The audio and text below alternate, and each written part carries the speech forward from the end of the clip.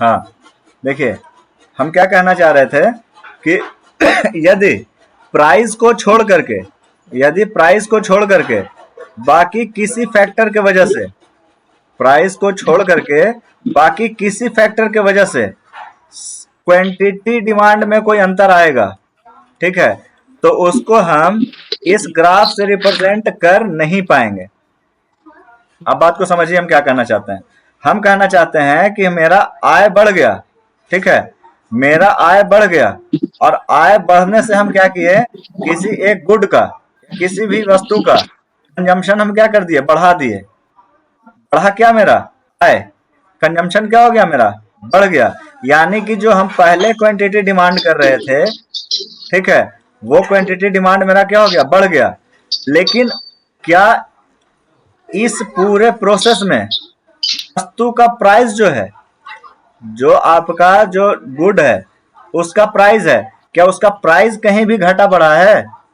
ठीक है, जैसे कि मान के चलिए कि 500 रुपए का शर्ट था, इसी का एग्जांपल लिए थे। 500 रुपए का शर्ट है, अभी मेरे पास 5 शर्ट है। अभी मेरे पास कितना शर्ट है, 5 शर्ट है। तो अगर हम क्वांटिटी को, अगर मेरा इनकम बढ़ जा रहा है तो हम 5 के जगह पे कितना शर्ट रख रहे हैं, 7 शर्ट रखने लग रहे हैं।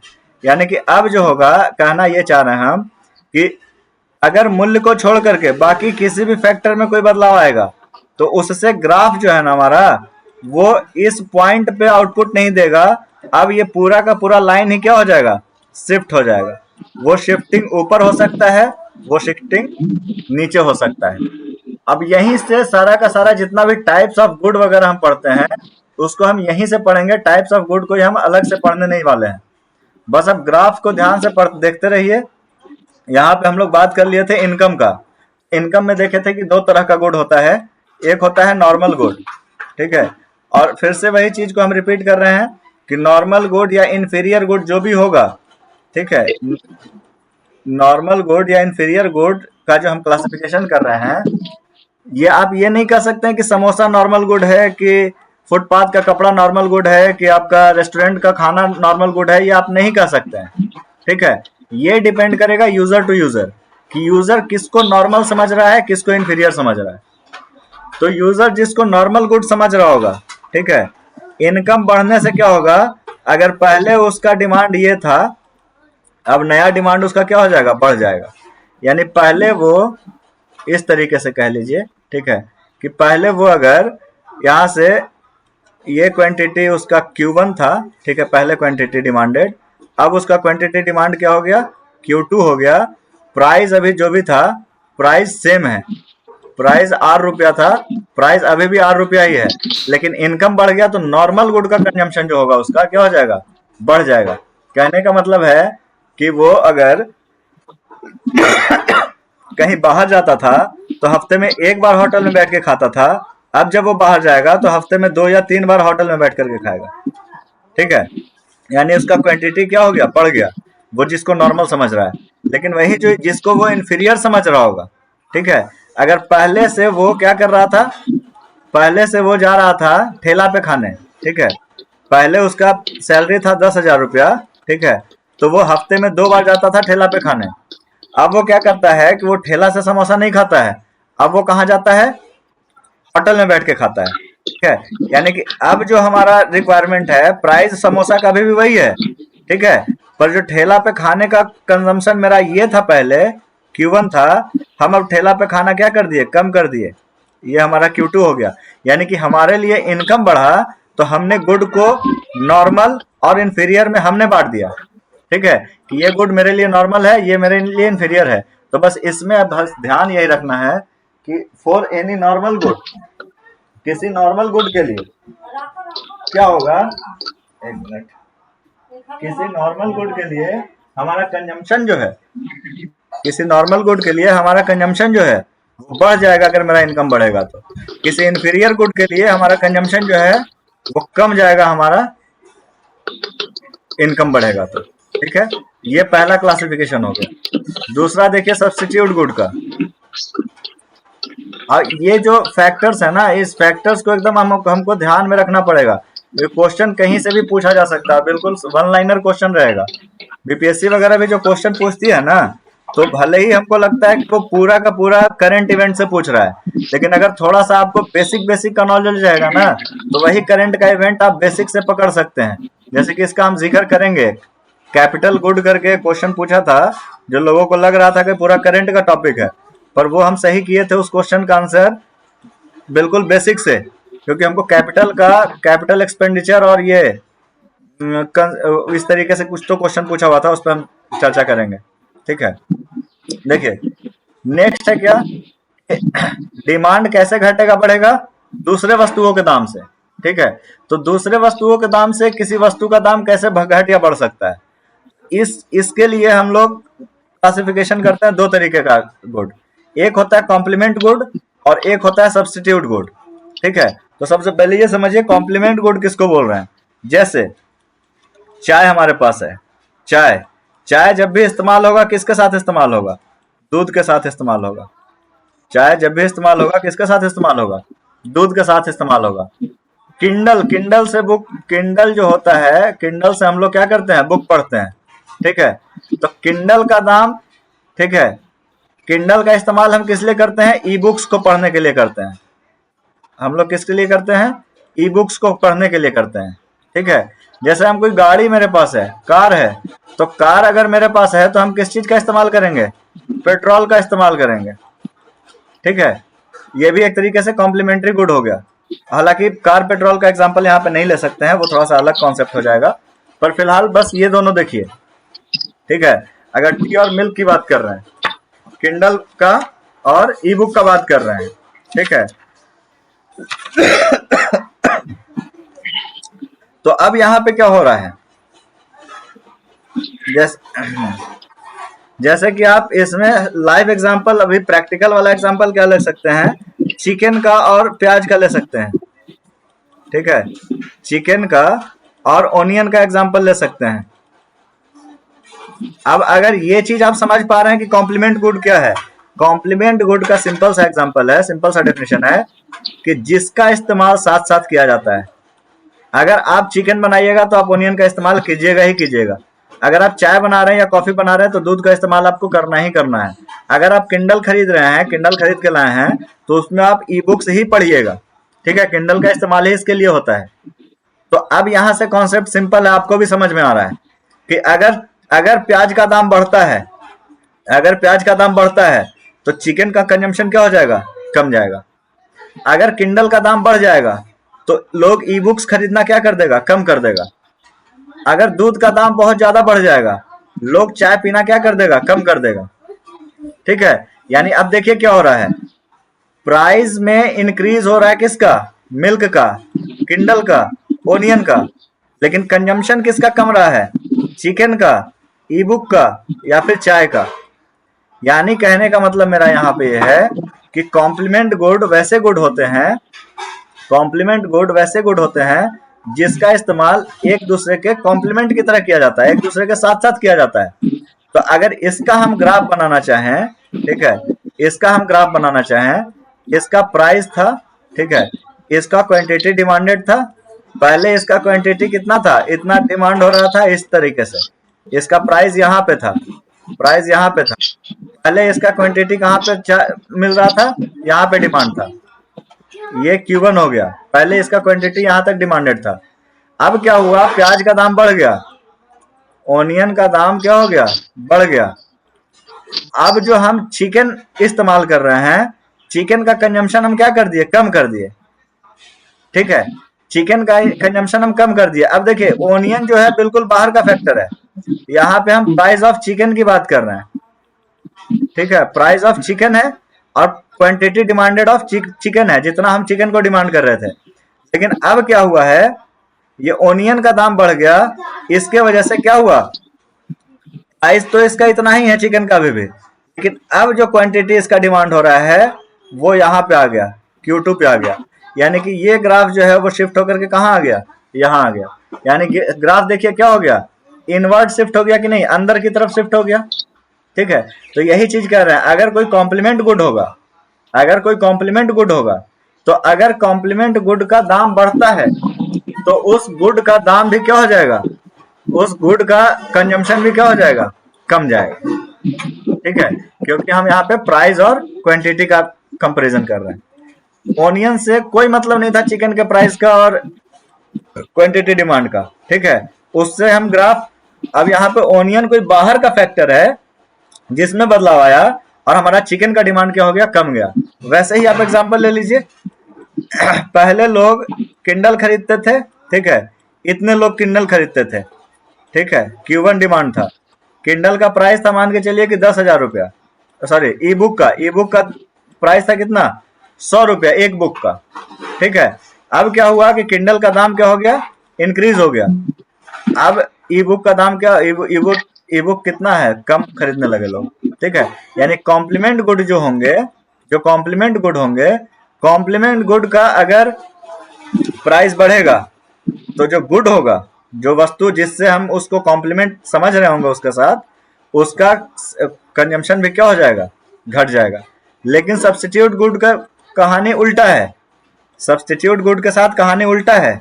सब्स्टिट्यूट गुड वैसे गुड को कहते हैं जिसका इस्तेमाल एक वस्तु के जगह पे दूसरा वस्तु के द्वारा कर लिया जाता है। जैसे अगर हमको मार्केट में कोका कोला नहीं मिलता है, ठीक है, तो हम क्या खरीद लेते हैं, पेप्सी खरीद लेते हैं।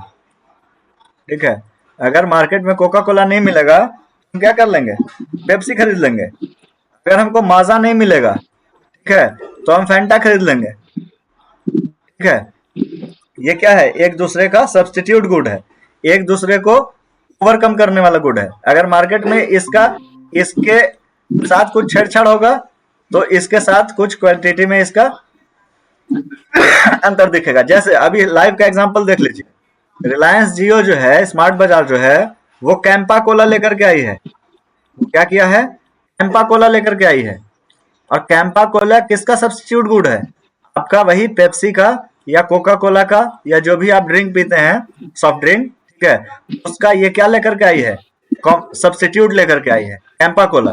कैंपा कोला के साथ कंडीशन क्या है कि इसका प्राइस 60 रुपया मिल जाता है, ये जो है 60 रुपया में 2.5 लीटर मिल जाता है। वहीं पे पेप्सी या कोका कोला आप खरीदने जाइएगा तो 100 रुपया लेता है। ठीक है, अभी लोगों के पास इसका एक्सेस नहीं है बहुत जगह पे। जैसे जैसे इसका एक्सेस आएगा आप जान दीजिएगा कैंपा कोला का मार्केट क्या हो जाएगा, बढ़ जाएगा। कैंपा कोला का दाम घटने से पेप्सी और कोका कोला का डिमांड क्या हो जाएगा, घट जाएगा। प्राइस किस में कम हुआ, कैंपा कोला का, डिमांड किसका घट गया, पेप्सी का और कोका कोला का। ठीक है, यानी कि यहाँ पे उल्टा कंडीशन हो गया कि अगर आपका मार्केट में कोका कोला का दाम बढ़ा दिया, अगर कोका कोला कंपनी अपने प्राइस का दाम बढ़ा देती है तो पेप्सी का क्या हो जाएगा, पेप्सी का सेल बढ़ जाएगा। ठीक है, यानी यहाँ पे ग्राफ हो जाएगा उल्टा।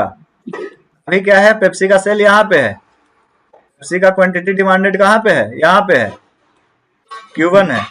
प्राइस अभी भी इसका 100 रुपया में 1 लीटर, 100 रुपया में 2.5 लीटर मिल रहा है। ठीक है, पेप्सी का कीमत है ये। अब क्या किया, कोका कोला क्या कर दिया, अपना प्राइस बढ़ा दिया, कोका कोला अब 150 रुपये में देने लगा। अब जो व्यक्ति कोका कोला भी लेने जा रहा था वो भी क्या किया, वो भी पहुंचा दिया इसको कहाँ पे, यहाँ पे। यानी कि अब क्वांटिटी जो बढ़ गया इसका, पेप्सी का जो खपत है वो क्या हो गया, क्वांटिटी क्या हो गया, डिमांड इसका बढ़ गया। ठीक है, यानी कि अब देखिए यहाँ पे क्या हो रहा है, कॉम्प्लीमेंट में उल्टा हो रहा था। अगर एक का दाम बढ़ रहा था तो कॉम्प्लीमेंट का कंजम्पशन कम हो जा रहा था।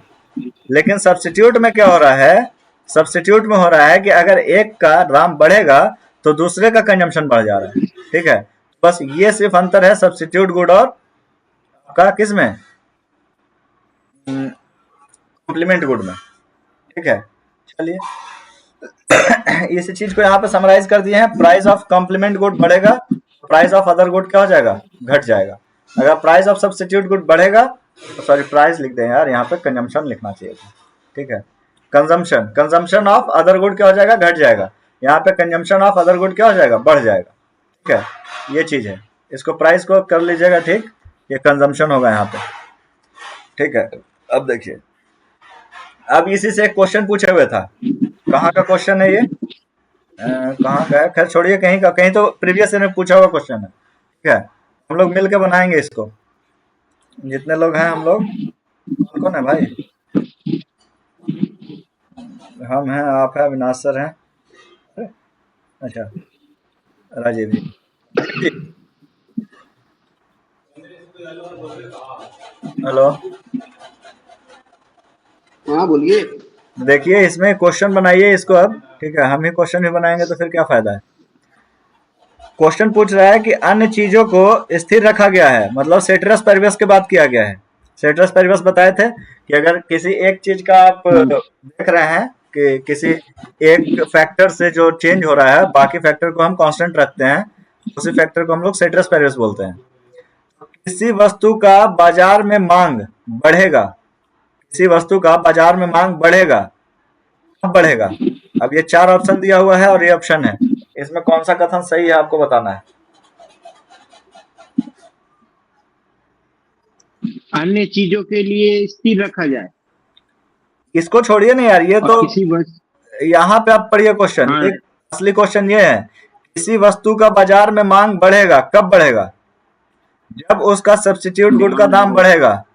अगर सब्स्टिट्यूट गुड का अच्छा। दाम बढ़ता है तो क्या उस वस्तु का मांग बढ़ जाएगा कि घटेगा। नहीं। क्या हुआ। हाँ हाँ चल कीजिए ना। तो मतलब बताइए ना, अभी हम ही आंसर भी बता देंगे तो फिर क्या फायदा है। सब्स्टिट्यूट गुड का दाम अगर बढ़ेगा तो हाँ, अन्य वस्तु का मांग घटेगा ना। बढ़ेगा ना यार। जैसे देखिए, सब्स्टिट्यूट गुड सबसे बढ़ेगा। हाँ। सबसे पहले तो ये समझिए कि सब्स्टिट्यूट है क्या। सब्स्टिट्यूट है जो कि एक के जगह पे दूसरा इस्तेमाल हो रहा है। किसी के बदले जब आया हुआ हो। हाँ, इसके बदले जो आया हुआ है, जैसे कोका कोला, ठीक है, और पेप्सी। पेप्सी का दाम बढ़ हाँ गया ठीक ठीक बोल रहा है तो कोका कि कोला का सब्स्टिट्यूट मांग क्या गुड का होगा। अगर।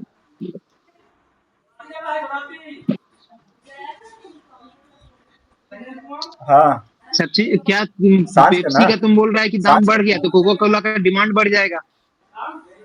क्लास चले सर।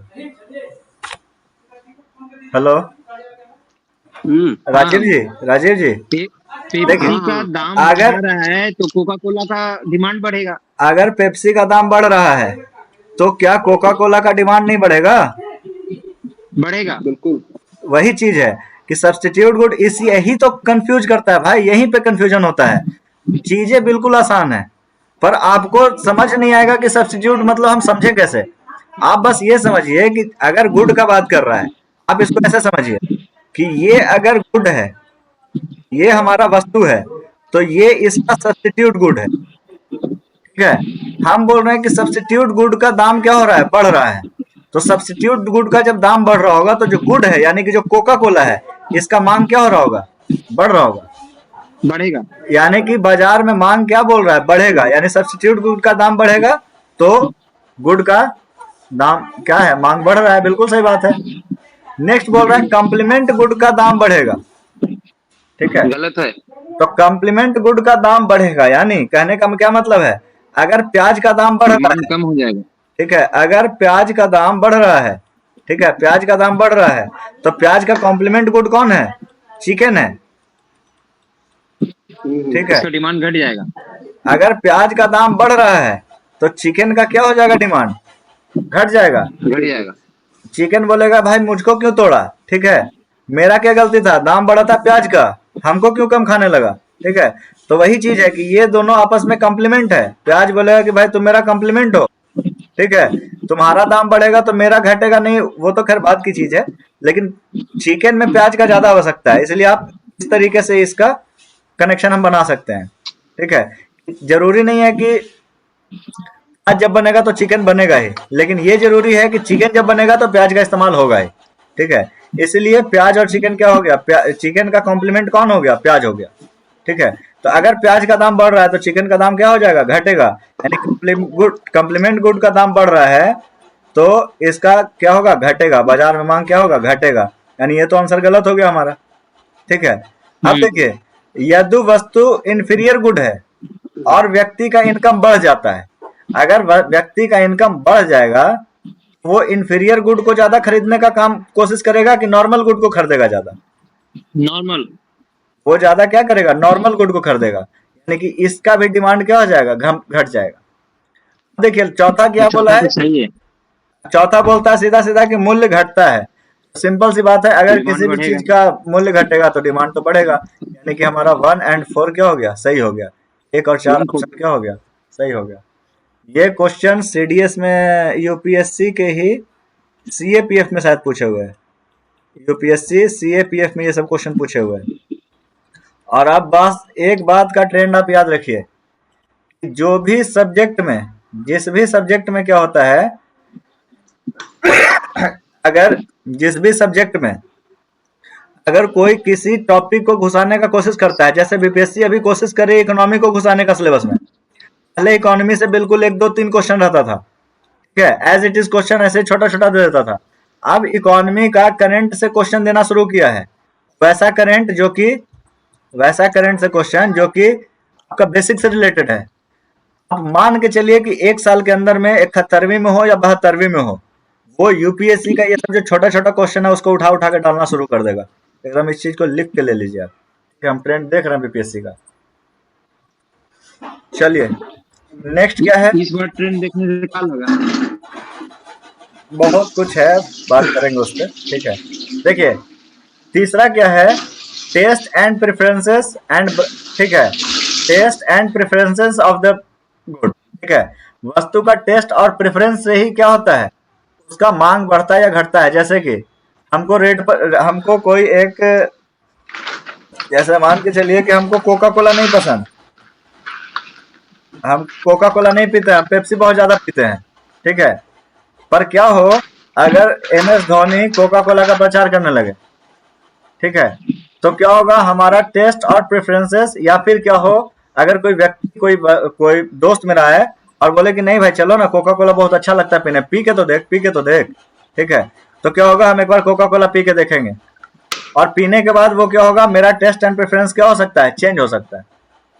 अगर कोई कोई ब्रांड एम्बेसडर है, जैसे एम एस धोनी है, विराट कोहली है, ठीक है, विराट कोहली क्या करता है, विराट कोहली प्रचार करता है किसी भी चीज का, अगर किसी शू का प्रचार करता है वो, ठीक है, किसी शूज का ब्रांड का एम्बेसडर बन जाता है, ठीक है, किसी ब्रांड का शू के लिए क्या बन जाता है, एम्बेसडर बन जाता है। अब अगर कोहली प्रचार करेगा इस ब्रांड का, ठीक है, तो एटलीस्ट जो इसके फैन होंगे वो इस शू को क्या करेंगे, खरीदना चाहेंगे। इस शू में ऐसा कुछ नहीं है, इस शू में ऐसा कुछ नहीं है खास जो और शू में नहीं है। पर व्यक्ति का टेस्ट या प्रेफरेंस इससे चेंज हो रहा है कि कोई इस वस्तु को इंडोर्स कर रहा है, ठीक है। यानी कि टेस्ट और प्रेफरेंसेस जैसे जैसे वस्तु व्यक्ति का चेंज होता है, टेस्ट और प्रेफरेंसेस जैसे जैसे व्यक्ति का चेंज होता है, वैसे वैसे किसी भी गुड का कंजम्पशन क्या हो जाता है, बढ़ता है या घटता है। अगर मेरा टेस्ट और प्रेफरेंसेस क्या होगा, किसी गुड के प्रति बढ़ेगा, अच्छा लगने लगेगा कोई चीज, ठीक है, उसका कंजम्पशन बढ़ जाएगा। जैसे हम बचपन में करेला नहीं खाते थे, अब हमको करेला थोड़ा थोड़ा ठीक लगता है, हो सकता है थोड़ा सा और बड़ा होंगे तो करेला और ठीक लगने लगे, ठीक है। यानी कि मेरा टेस्ट चेंज हो रहा है, जिसकी वजह से क्या हो रहा है, करेला का कंजम्पशन क्या हो रहा है, मेरे लिए बढ़ रहा है। इसको ऐसे समझिए, ठीक है। नेक्स्ट है expectation of future prices. Future price के एक्सपेक्टेशन पे कैसे कंजम्पशन बढ़ेगा या घटेगा। मान के चलिए कि आज गवर्नमेंट आकर के बोलती है कि 1 मई के बाद, ठीक है, 1 मई के बाद पेट्रोल का कीमत 120 रुपए लीटर हो जाएगा, ठीक है। अगर 1 मई के बाद 120 रुपए लीटर पेट्रोल हो जाएगा, तो आज से 31 क्या 30 अप्रैल तक, ठीक है, आज से 30 अप्रैल तक पेट्रोल का कंजम्पशन क्या हो जाएगा, बढ़ जाएगा, या कह बढ़ सकते हैं जाएगा। पेट्रोल का डिमांड जो है वो क्या हो जाएगा, बढ़ जाएगा, ठीक है। यानी कि फ्यूचर प्राइस का एक्सपेक्टेशन था और उससे क्या हो गया, ये बढ़ गया। अब इसमें ये तो मान के चलिए आके कह दिया, बहुत सारा चीज, जैसे कोविड के टाइम पे क्या हुआ था, कोविड के टाइम पे जब लोगों को पता चला था कि लॉकडाउन लगने वाला है, तो बहुत लोगों को ऐसा लगा कि चावल का दाम का, गेहूं का, ये सब चीज का दाम बढ़ जाएगा। तो लोग क्या किया कि 100 100 केजी गेहूं, चावल, ये सब चीज क्या कर लिया, अपना स्टॉक करके रख लिया घर में। यानी कि फ्यूचर प्राइस का एक्सपेक्टेशन से वो क्या किया, कंजम्पशन अपना क्या कर लिया, बढ़ा लिया, ठीक है, सॉरी कंजम्पशन बार बार बोल दे रहे हैं, उसका डिमांड क्या कर लिया, अपना बढ़ा लिया, ठीक है। यानी कि फ्यूचर प्राइस का एक्सपेक्टेशन भी क्या करेगा, आपका डिमांड ऑफ क्वांटिटी को बढ़ाएगा या घटाएगा। उसी तरह से साइज ऑफ मार्केट की बात करता है, कि जितना बड़ा साइज होगा मार्केट का उतना ही ज्यादा क्या होगा, कंजम्पशन होगा। इसको कैसे समझे? जैसे मान के चलिए कि कोई देश है, कोई देश में कार का संख्या मान के चलिए टोटल कार इस देश में 100 गो है, और एक दूसरा देश है उसमें टोटल कार का संख्या 1000 है। ठीक है, संख्या किसका ज्यादा है मार्केट में? कार का इस देश में है। पेट्रोल का कंजम्पशन ज्यादा कहाँ होगा? ए है, बी है। ए में ज्यादा पेट्रोल का कंजम्पशन होगा कि बी में ज्यादा पेट्रोल का कंजम्पशन होगा? ऑब्वियस सी बात है, ए में होगा, क्योंकि ए में जो मार्केट है वो क्या है, बड़ा है। ठीक है, ए में साइज ऑफ मार्केट कार का क्या है, बड़ा है। तो इसलिए यहाँ पे कंजम्पशन जो होगा, पेट्रोल कह लीजिए या फिर आप मोबिल कह लीजिए या फिर जो भी पंक्चर का सामान कह लीजिए, जो भी कह लीजिए। ठीक है, इसमें ए में साइज ऑफ मार्केट चूंकि बड़ा है इसलिए इसमें कंजम्पशन क्या होगा, चीजों का ज्यादा होगा। और इसमें चूंकि साइज ऑफ मार्केट छोटा है तो इसमें चीजों का कंजम्पशन क्या होगा, कम होगा। ये है पूरा का पूरा लॉ ऑफ डिमांड। अब लॉ ऑफ डिमांड पे बात खत्म नहीं होता है। लॉ ऑफ डिमांड के बाद हम लोग आते हैं आगे। अरे यार,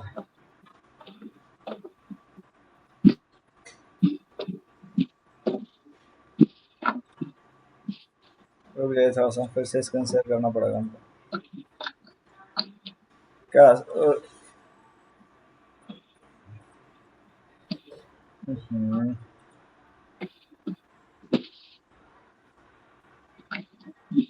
रुक जाइएगा भाई थोड़ा सा।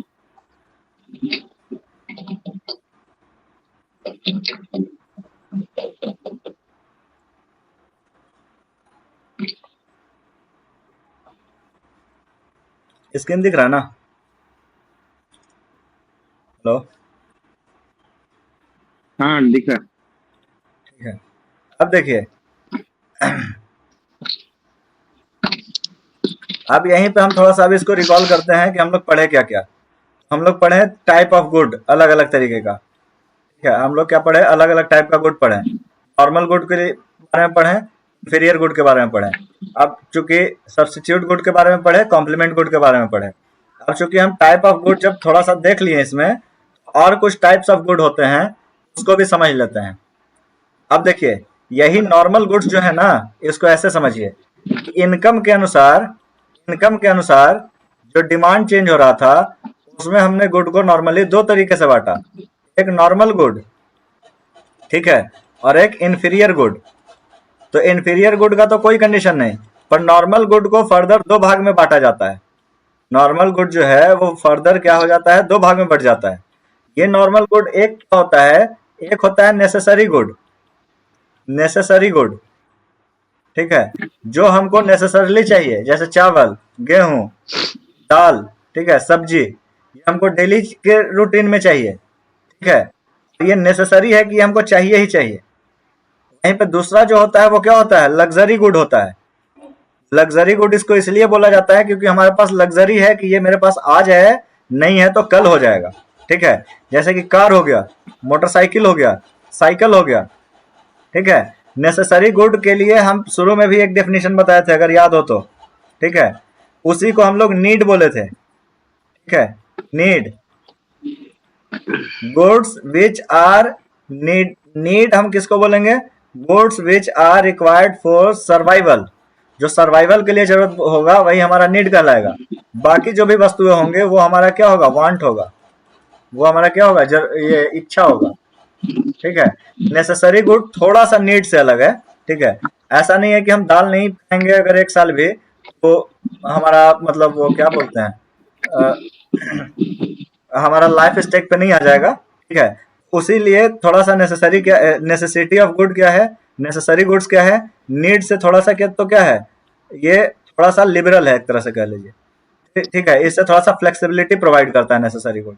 ठीक है, नीड जो है वो बिल्कुल रिजिडिटी प्रोवाइड करता है। जो चीज आपके सर्वाइवल के लिए जरूरत है वही चीज खाली जरूरत है, वही नीड है आपका। ठीक है, अब देखिए, तो नेसेसरी गुड और क्या है, लग्जरी गुड। नेसेसरी गुड क्या है, जो हमको डेली लाइफ के डेली रूटीन में चाहिए। ठीक है, वो हो गया क्या हमारा नेसेसरी गुड, जैसे साबुन हो गया, ठीक है, जैसे शैम्पू हो गया, जैसे हमारे पास खाने के लिए अगर बात करें तो चावल हो गया, गेहूं हो गया, ये सब चीज हो गया। पहनने के लिए बात करें तो नेसेसरी गुड में कपड़ा हो गया। ठीक है, ये सब चीज जो है वो क्या है, नेसेसरी गुड है। वहीं पे अगर लग्जरी गुड की बात करें तो जो हमारे स्टैंडर्ड ऑफ लिविंग को बढ़ाने के लिए, स्टैंडर्ड ऑफ लिविंग को बढ़ाने के लिए जो गुड्स का हम लोग इस्तेमाल कर रहे हैं, ठीक है, वो हो गया क्या हमारे पास, लग्जरी गुड। जैसे कि हमको चलने के लिए बाइक चाहिए, रहने के लिए हमको टाइल्स वाला मकान चाहिए, रहने के लिए हमको 3 BHK का कमरा चाहिए, ठीक है, सोने के लिए हमको दीवान पलंग चाहिए, ठीक है, ये सब जो हो गया क्या हो गया, लग्जरी गुड हो गया। समय देखने के लिए हमको घड़ी चाहिए, ठीक है, मोबाइल है फिर भी, ठीक है, घड़ी भी चाहिए तो 15,000 वाला चाहिए, घड़ी हमको चाहिए तो हमको रोलेक्स वाला चाहिए।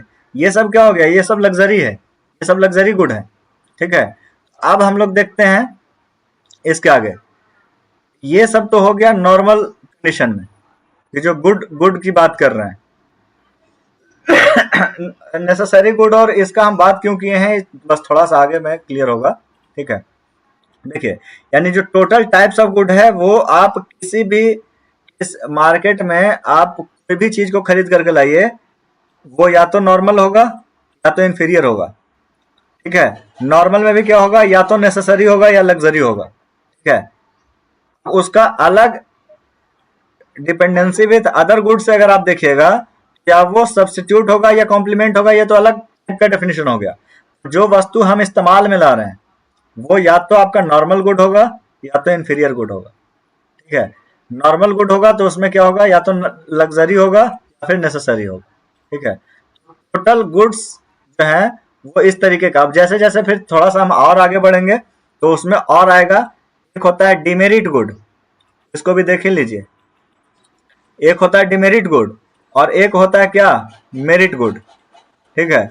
तो डिमेरिट गुड किसको बोलते हैं, डिमेरिट गुड उन गुड्स को बोलते हैं जो कि सोसाइटी के लिए सही नहीं है। आपके लिए तो सही है नहीं है, ठीक है, साथ ही साथ सोसाइटी के लिए भी सही नहीं है। जैसे कि सिगरेट हो गया, तो सिगरेट क्या हो गया, एक तरह से डिमेरिट गुड हो गया। अगर आप उसका कंजम्पशन कर रहे हैं तो उसका भुगतान जो है सोसाइटी कर रही है।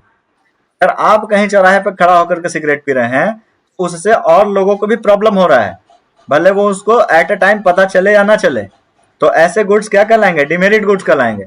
मेरिट गुड्स क्या कहलाएंगे, मेरिट गुड्स का कंजम्पशन से सोसाइटी पे क्या होता है, अच्छा प्रभाव पड़ता है। जैसे कि मास्क हो गया, ठीक है, मास्क जो था हमारे पास कोविड के टाइम पर, ये क्या था, ये मेरिट गुड था। अगर आप मास्क पहनिएगा सोसाइटी को आप बचाइएगा। अगर आप वैक्सीन लगाते हैं, कहीं ना कहीं सोसाइटी, आपका फैमिली उससे क्या होगा, लाभान्वित होगा। ऐसे गुड्स जो होंगे सोसाइटी को या किसी इंडिविजुअल को कुछ बेनिफिट प्रोवाइड कर रहे होंगे, उसको बोल देंगे हम मेरिट गुड। और ऐसे गुड्स जो सोसाइटी को या उस इंडिविजुअल को कुछ लॉस प्रोवाइड कर रहे होंगे फिर भी उसका कंजम्पशन हो रहा होगा, उसको हम बोलेंगे क्या, डिमेरिट गुड। यही मेरिट गुड और डिमेरिट गुड जो है ना, ये हमारे पॉलिसी मेकिंग में बहुत बड़ा काम रोल प्ले करता है, ठीक है। मेरिट गुड और डिमेरिट गुड जो है पॉलिसी मेकिंग में बहुत ज्यादा काम करता है। और उसमें भी जो डिमेरिट गुड है, डिमेरिट गुड जो है हमारा रेवेन्यू जनरेशन में बहुत बड़ा काम करता है। अभी ये थोड़ा सा बहुत अलग तरीके का बात हो गया। हम क्या बोल रहे हैं, डिमेरिट गुड जो है गवर्नमेंट का रेवेन्यू जनरेशन में बहुत बड़ा रोल प्ले करता है, ठीक है। ये डिमेरिट गुड ही है जो कि हमारे इकोनॉमी को अब नहीं भी तो कह लीजिए कि 40% चला रहा है, ठीक है। इस तरीके का कंडीशन है इसका। ये क्यों है, कैसे है, इसको हम जस्ट थोड़ा सा आगे जब चर्चा करेंगे आएंगे। ऐसा क्यों है कि डिमेरिट गुड से सरकार कमाई कर रहा है और डिमेरिट गुड से मतलब वो अपना सरकार को रन करने का कोशिश कर रहे हैं, ठीक है। देखिए, अब थोड़ा सा समझिए इलास्टिसिटी ऑफ डिमांड, ठीक है। सबसे पहले तो इलास्टिसिटी क्या होता है ये समझ लीजिए। इलास्टिसिटी है कि अगर कोई वस्तु है, ठीक है, वस्तु पर अगर हम कोई फोर्स लगाते हैं तो फोर्स लगाने पे वो क्या करे, मतलब रेस्पॉन्ड करे। मतलब अगर कोई एक रबर बैंड है, ठीक है, इस तरीके का रबर बैंड है, इसको अगर हम खींच रहे हैं तो ये क्या हो जाए, यहां से खींच करके कहाँ चला जाए, यहाँ चला जाए। यानी बैंड पे जब हम फोर्स लगाए तो ये क्या हुआ, ये बड़ा हो गया, ठीक है। यानी कि ये फोर्स लगाने पे रिस्पॉन्ड किया, तो हम बोल देंगे कि इलास्टिक है। इलास्टिक में भी क्या होगा, अगर ये रबड़ का बैंड लिए थे, अगर प्लास्टिक कर लेते, अब प्लास्टिक के बैंड को आप क्या करते हैं, ऐसे मोड़ने का कोशिश करते हैं, तो क्या हो जाता, मुड़ तो जाता, लेकिन ये फिक्स रहता कि यहीं तक मुड़ेगा। ठीक है, तो अब दोनों में हम बोलेंगे कि कौन ज्यादा इलास्टिक है, तो बोलिएगा कि ये वाला रबर बैंड जो है वो ज्यादा इलास्टिक है। हम पूछेंगे क्या ये प्लास्टिक इलास्टिक नहीं है, तो नहीं, ये भी इलास्टिक है। इलास्टिक को हिंदी में बोलते हैं लोच। ठीक है, तो हमको तो नहीं पता लोच कितना याद रहेगा, पर इलास्टिक याद रहेगा। देखिए, यानी कि रबड़ भी, प्लास्टिक भी क्या है, ये भी इलास्टिक है, लेकिन इसका इलास्टिसिटी क्या है, फिक्स है। इसका इलास्टिसिटी फिक्स है कि ये इतना ही तक इलास्टिक है, इतना ही तक मुड़ सकता है। रबड़ और इससे ज्यादा इलास्टिक है। यानी इलास्टिसिटी हम जब भी रिलेट करेंगे कि कौन ज्यादा इलास्टिक है कौन कम इलास्टिक है, हम क्या करेंगे, रिलेशन बनाएंगे कि इस चीज से ये ज्यादा इलास्टिक है या इस चीज से ये कम इलास्टिक है। ठीक है, उसी चीज को हम लोग आगे पढ़ेंगे। ठीक है, इलास्टिसिटी समझ में आया होगा। अब देखिए, इलास्टिसिटी जो है ना वो सिर्फ रबड़ में ही नहीं होता है, इलास्टिसिटी हमारे डिमांड में भी होता है। ठीक है, डिमांड में इलास्टिसिटी कहने का क्या मतलब है, डिमांड में इलास्टिसिटी कहने का मतलब है यदि यदि किसी वस्तु का डिमांड उसके प्राइस के प्रोपोर्शन में, ठीक है, चेंज होता है, तो उसी को हम क्या बोल देते हैं, इलास्टिसिटी ऑफ डिमांड बोल देते हैं। ठीक है, अगर हम बोल रहे हैं कि किसी वस्तु का प्राइस बढ़ रहा है, अब प्राइस बढ़ रहा है तो उसका डिमांड क्या हो रहा है, बढ़ रहा है। अगर किसी वस्तु का प्राइस, सॉरी, डिमांड क्या आ रहा है, घट रहा है। अगर किसी वस्तु का प्राइस घट रहा है, उसका डिमांड बढ़ रहा है। इन दोनों ही केसेस में क्या हो रहा है, हमारा जो क्वांटिटी है, जो गुड है, वो हमारा इलास्टिक है। ठीक है, इसका डेफिनेशन होता है percentage change in quantity demanded to the percentage change in price. ठीक है, देखिए इसको जब तक एग्जांपल से नहीं देखेंगे हमको समझ में नहीं आएगा। ठीक है, सबसे पहले तो ये देखिए, इसको एग्जांपल से देखने का कोशिश करते हैं। ठीक है, देखिए इसको एग्जांपल से देखने का कोशिश करते हैं। कोई वस्तु यूनिट इलास्टिक है। ठीक है, यूनिट इलास्टिक कब बोलेंगे, ठीक है, जैसे हम एग्जांपल ले लेते हैं कि कोई इनिशियल प्राइस किसी गुड का है। ठीक है, किसी गुड का है, इसमें कोई भी गुड आप ले सकते हैं। अगर उसका प्राइस 100 रुपया है तो उसका डिमांड कितना था, 50 आइटम का था। अगर 100 रुपया किसी वस्तु का, देखिए यहाँ पे हम इस डिमांड कर्व पे काम कर रहे हैं। ठीक है, यहाँ पे इसका प्राइस है, प्राइस कितना हुआ, 100 रुपया हुआ।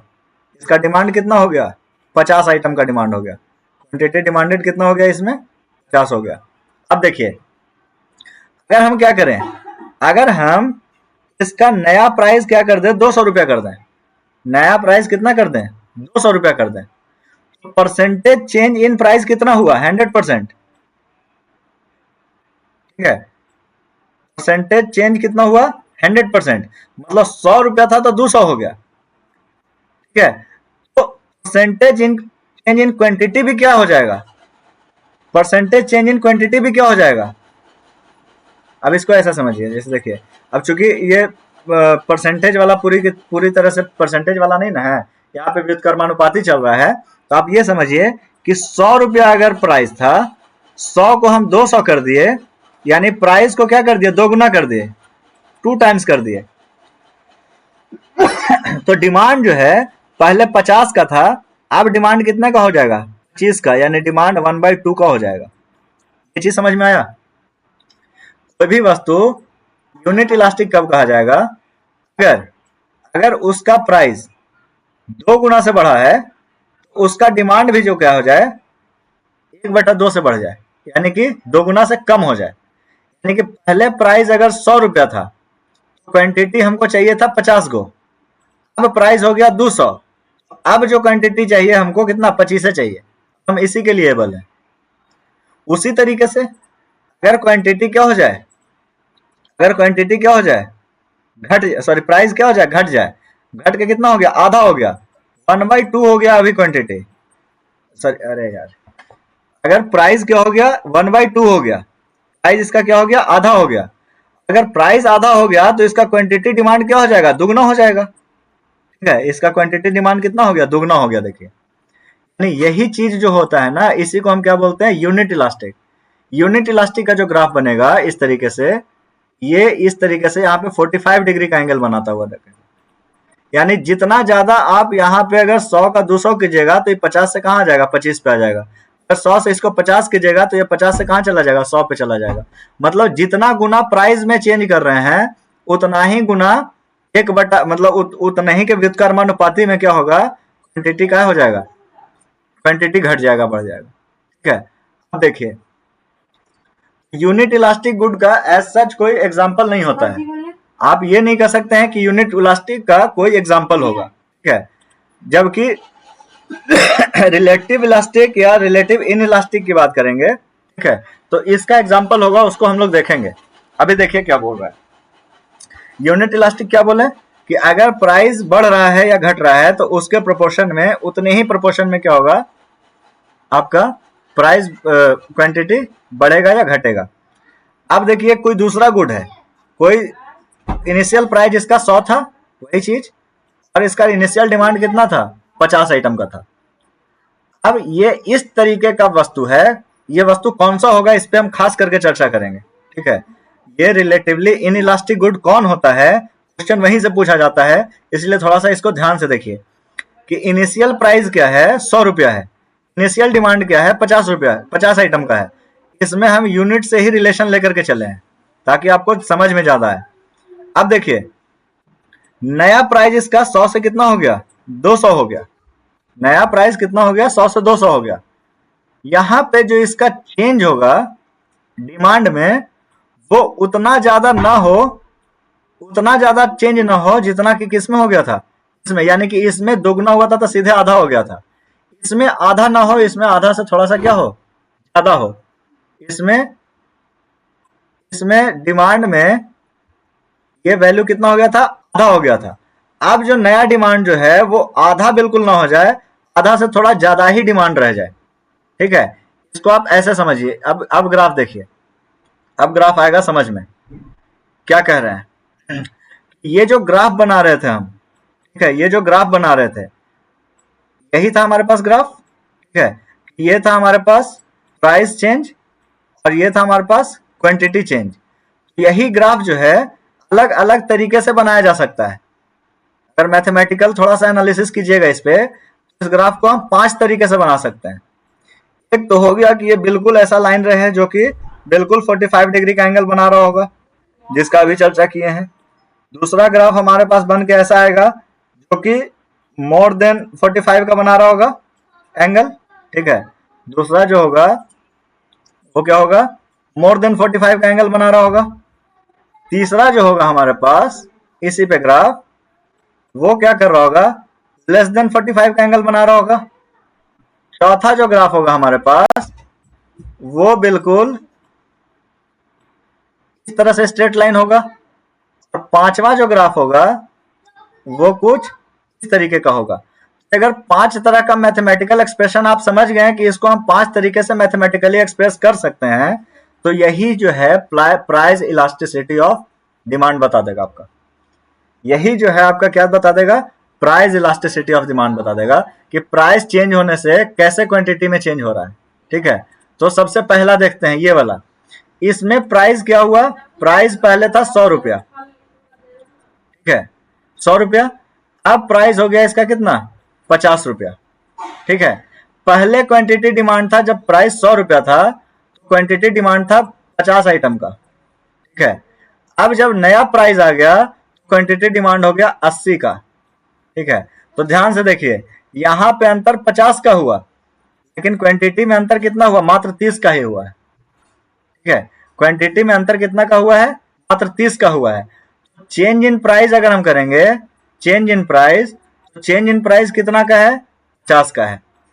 चेंज इन, आप चेंज इन क्वांटिटी करेंगे, चेंज इन क्वांटिटी, तो चेंज इन क्वांटिटी कितने का है, 30 का है।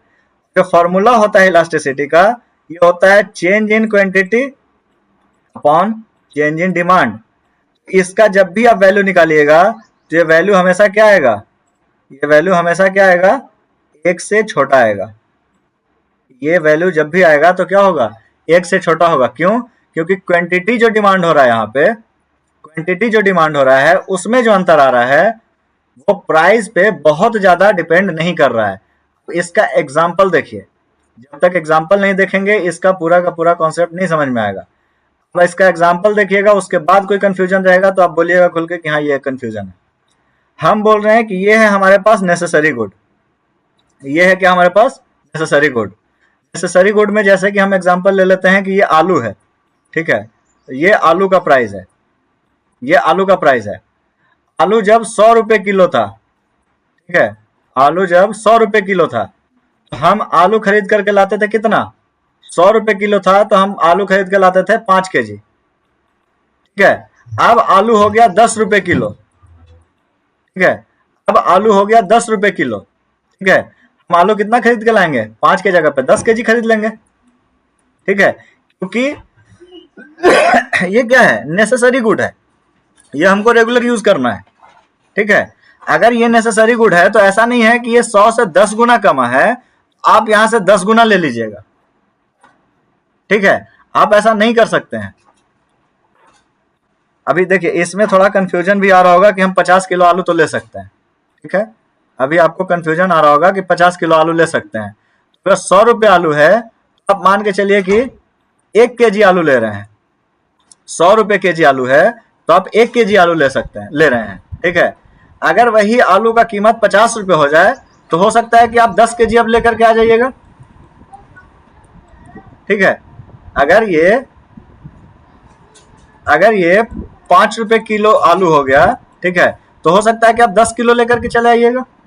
आप इसको इनफाइनाइट तो नहीं रख सकते हैं ला करके। कहने का मेरा मतलब है कि अगर कोई भी गुड, ठीक है, कोई भी गुड जिसका प्राइस में अंतर ज्यादा दिख रहा हो लेकिन आप क्वांटिटी को बहुत ज्यादा नहीं ला रहे हैं, वो हो गया आपका नेसेसरी गुड। इसको आप और अच्छे से अगर समझना है तो आलू जो है वो थोड़ा सा मार्केट वाला टर्म पे चलता है, इसको आप समझ सकते हैं सॉल्ट से, ठीक है, नमक से, ठीक है। नमक का दाम 100 रुपया है तो आप 1 केजी खरीद के लाते हैं। नमक का दाम अगर 25 रुपया भी हो जाएगा तो आप 2 किलो ही खरीद के लाइएगा। नमक आप 50 केजी ला करके घर में नहीं रख सकते, ठीक है। नमक क्या है हमारे पास नेसेसरी गुड है, ठीक है। तो जो नेसेसरी गुड होगा उसका प्राइस इलास्टिसिटी ऑफ डिमांड क्या होगा, 1 से छोटा होगा, ठीक है। अब ध्यान दीजिएगा यहाँ पे हम क्या बोल रहे हैं, नेसेसरी गुड जो होगा, जो नेसेसरी गुड होगा हमारे पास उसका प्राइस इलास्टिसिटी ऑफ डिमांड क्या होगा, 1 से छोटा होगा। इसको बस याद रखिएगा, इसी से क्वेश्चन पूछता है। कोई दूसरा गुड है, ठीक है, अब क्या हो रहा है यहाँ पे प्राइस में थोड़ा सा अंतर आ रहा है, प्राइस में थोड़ा सा अंतर आ रहा है, क्वांटिटी का डिमांड क्या हो जा रहा है, बहुत ज्यादा बढ़ जा रहा है। ऐसा कैसे हो सकता है, ऐसा हो सकता है कैसे, जैसे मान के चलिए आईफोन का कीमत, ठीक है, आईफोन का कीमत है 80,000 रुपया, ठीक है, 80K। अगर आईफोन क्या करती है अपने प्राइस में मात्र 5,000 रुपया का डिस्काउंट दे देता है, ठीक है, या 10,000 का डिस्काउंट दे देता है, 70,000 में कर देता है। क्वांटिटी अचानक से इसका क्या हो जाएगा, डिमांड इसका क्या हो जाएगा, बढ़ जाएगा, ठीक है। या फिर इसको ऐसा समझिए रेबन का चश्मा, रेबन का चश्मा, ठीक है, रेबन का चश्मा ऐसे जनरली जो 1,000 रुपये में चश्मा आ रहा है, ठीक है, 1,000 रुपये चश्मा आ रहा है, वो कल बोल दे कि अब ये चश्मा 700 में मिलने लगेगा, ठीक है। तो जो व्यक्ति लेना का मन रख रहा है, ठीक है, उसका क्या होगा, संख्या क्या हो जाएगा यहाँ पे, बढ़ जाएगा। या फिर इसको और भी अलग अलग एग्जाम्पल से आप समझ सकते हैं। यानी मेरा कहने का मतलब साफ साफ ये है कि अगर कोई लग्जरी गुड होगा, अगर कोई लग्जरी गुड होगा उसका प्राइस में अगर थोड़ा सा भी चेंज आएगा, उसके प्राइस में अगर थोड़ा सा भी चेंज आएगा तो ये जो है आपका क्वांटिटी डिमांड क्या हो जाएगा, बढ़ जाएगा। इसका लाइव एग्जांपल जो हम लोग देखे थे वो सेल वाला, बिग बिलियन डे आता है, बिग बिलियन डे में प्राइस बहुत ज्यादा डिफरेंस नहीं होता है, ठीक है, लेकिन प्राइस बहुत ज्यादा डिफरेंस ना होने के बाद भी हमारा जो कंजम्पशन है, जो डिमांड है, वो डिमांड हमारा क्या हो जाता है, बहुत बढ़ जाता है, ठीक है। ये हो गया क्या है, यानी कि यहाँ पे आप बस ये ध्यान दीजिएगा कि जो प्राइस इलास्टिसिटी ऑफ डिमांड होगा ये ग्रेटर देन 1 होगा। ये कैसे हो रहा है, इसको ऐसे समझिए कि अगर ये 100 रुपया का वस्तु था, अभी 80 रुपया में मिलने लगा, ठीक है, पहले डिमांड 100 रुपया में कितना था, 10 वस्तु का था, ठीक है। 80 रुपया में जब मिल रहा है, यही डिमांड कितना हो गया, 50 हो गया। यानी क्वांटिटी डिमांडेड कितना हो गया, 40। चेंज इन क्वांटिटी डिमांड कितना हो गया, 40। और चेंज इन प्राइस कितना हो गया, 100 से 80 यानी बटा में 20। यानी ये वाला वैल्यू जब भी आएगा, ये वैल्यू हमेशा क्या आएगा, ये वैल्यू हमेशा, सॉरी यार, ये वाला वैल्यू हमेशा क्या आएगा, ग्रेटर देन 1 आएगा, ठीक है। यानी प्राइस इलास्टिसिटी ऑफ डिमांड जो होगा वो ग्रेटर देन 1 होगा। चलिए अब ये तीन चीज अगर आप समझ गए हैं तो यही ग्राफ था हमारा। पहला वाला जो ग्राफ था प्राइस इलास्टिसिटी उसका था, और ये लग्जरी गुड का है। अब देखिए क्या हो रहा है, ये हो गया। यही जो ये दोनों जो ग्राफ देखे हैं इसमें भी देख लीजिए एग्जांपल थोड़ा सा, कि अगर कोई वस्तु परफेक्टली इनइलास्टिक होगा, परफेक्टली इनइलास्टिक का मतलब कि आप प्राइस में कितना भी चेंज कर लीजिए, प्राइस में कितना भी चेंज कर लीजिए, उसको क्वांटिटी डिमांड में कोई अंतर नहीं आएगा, ठीक है। जैसे इसमें कोई मान के चलिए कोई कैंसर का कोई बहुत महंगा दवाई है, ठीक है, कोई कैंसर का दवाई है, अभी वो मिल रहा है मान के चलिए 10,000 में, ठीक है, और इसका डोज जो है हर महीने में हमको एक लेना पड़ता है, तो 10,000 में क्या करेंगे, हम एक ही लेंगे। अगर यही दाम इसका बढ़ करके 1,000 से 1,00,000 भी हो जाएगा, अभी हम एक महीना में क्या लेंगे, एक ही लेंगे। यानी कि क्वांटिटी डिमांड देखिए 10,000 से 1,00,000 हो गया इसका प्राइस, प्राइस क्या हो गया, बहुत ज्यादा बढ़ गया, लेकिन क्वांटिटी डिमांड में कोई अंतर नहीं आया। अगर इस तरीके का चीज होगा तो इसी को हम बोल देंगे क्या, कि ये परफेक्टली इनइलास्टिक है। ये क्या है, परफेक्टली इनइलास्टिक है। उसी हालांकि परफेक्टली इनइलास्टिक का ऐसा कोई रियल लाइफ एग्जांपल आप नहीं बता सकते हैं, ये आइडियल कंडीशन है। उसी तरह से परफेक्टली इनइलास्टिक जो होगा, इनइलास्टिक का तो बात कर लिए, परफेक्टली इलास्टिक जो होगा उसमें क्या होगा, प्राइस में थोड़ा सा भी चेंज होगा, ठीक है, तो वो क्या हो जाएगा, क्वांटिटी डिमांड हमारा क्या हो जाएगा, इनफाइनाइट हो जाएगा। थोड़ा सा भी प्राइस चेंज होता है तो क्वांटिटी डिमांड क्या हो जाएगा, इनफाइनाइट हो जाएगा। इसको आप ऐसे भी समझ सकते हैं, ये नेसेसिटी से भी आता है। जैसे कि इंडिया और रसिया वाला कंडीशन देख लीजिए, ठीक है, इंडिया और रसिया वाला जो यूक्रेन वार हुआ था उसमें इंडिया क्या किया था, रसिया से जो क्वांटिटी डिमांड कर रहा था पर बैरल का, ठीक है, वो बहुत कम कर रहा था। जैसे ही थोड़ा सा प्राइस उसको नीचे दिखा, वो क्या किया, रसिया से ऑयल खरीदना क्या कर दिया, शुरू कर दिया। क्यों, क्योंकि हमको प्राइस कम मिल रहा है, और वहां से यानी कि वो जो इलास्टिक, वो जो आपका ऑयल था रसियन ऑयल, परफेक्टली क्या था, इलास्टिक था, ठीक है। वैसे ही आप एग्जांपल देख सकते हैं कि जैसे मान के चलिए कि कहीं पे आप हालांकि इसका कोई ऐसा रियल लाइफ एग्जांपल तो आप बिल्कुल नहीं दे सकते हैं, ये सब चीज क्या है, ये सब हाइपोथेटिकल एग्जांपल है। जो भी एग्जांपल आप देखिएगा वो आपको परफेक्टली नहीं दिखेगा, वो आपको क्या दिखेगा, या तो रिलेटिवली इलास्टिक दिखेगा, रिलेटिवली इलास्टिक दिखेगा, ठीक है। ये आगे प्राइस इलास्टिसिटी ऑफ डिमांड अगर किसी इनइलास्टिक का बोलेगा ये कितना हो जाएगा, ये 0 के बराबर हो जाएगा। क्यों, क्योंकि क्वांटिटी डिमांड क्या हो गया, यहाँ पे 0 हो गया। यहाँ पे अगर क्वांटिटी डिमांड की बात करेंगे तो क्वांटिटी डिमांड क्या हो जाएगा, इनफाइनाइट हो जाएगा। यानी कि क्वांटिटी जैसे थोड़ा सा भी स्लाइट चेंज इन प्राइस हुआ, क्या हो गया, इसका डिमांड इनफाइनाइट बढ़ गया, ठीक है। इसलिए क्या हो गया, आपका परफेक्टली इलास्टिक हो गया। इसको हम लोग ऐसे इसका अगर कोई रियल लाइफ एग्जांपल आप देखना चाह सकते हैं तो ऐसे देख सकते हैं कि जैसे हम लोग नेपाल गए थे, ठीक है, नेपाल गए थे तो वहां पे क्या होता है कि करेंसी चेंज करना होता है। जैसे आप जो इंडियन रुपी में जो आप कंजम्पशन कर रहे हैं तो कुछ आपको नेपाली रुपया लेके जाना पड़ता है, क्योंकि बहुत जगह पे नेपाल इंडियन रुपी नहीं चलता है, ठीक है। तो अगर हमको मान के चलिए कि इंडिया में हम अगर रुपी एक्सचेंज कर रहे हैं, इंडिया में अगर हम रुपी एक्सचेंज कर रहे हैं, तो इंडिया में रुपये एक्सचेंज करने पे हमको मान के चलिए कि 1 रुपये का, या फिर कह लीजिए 100 रुपये के बदले, वैसे ही मिलता है उधर, 100 रुपये के बदले अगर 125 रुपया दे रहा है यहाँ पे हमको इंडिया में, और वही चीज हमको कोई बताता है कि नहीं नेपाल में अगर जाओगे तो इस 100 रुपया का तुमको 126 रुपया दे देगा, ठीक है। हम क्या करेंगे, यहाँ पे बिल्कुल नहीं चेंज करवाएंगे, हम कहाँ क्या करेंगे, हम नेपाल जाएंगे, नेपाल जाकर के चेंज करवा लेंगे।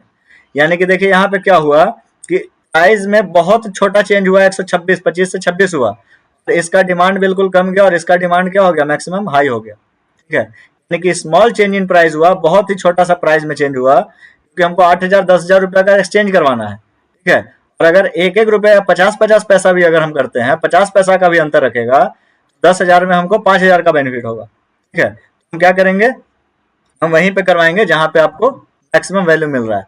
यानी इसको आप थोड़ा सा परफेक्टली इलास्टिक की तरफ मान सकते हैं। ये वाला जो अभी एग्जांपल दिए वो परफेक्टली इलास्टिक का एग्जांपल हो सकता है। ठीक है, ये टोटल का टोटल हो गया इलास्टिसिटी। देखिए क्लियर हुआ इतना, पहले ये बताइए हमको अविनाश भैया।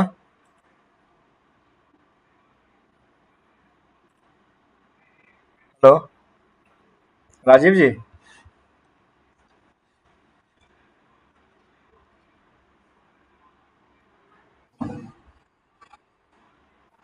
हेलो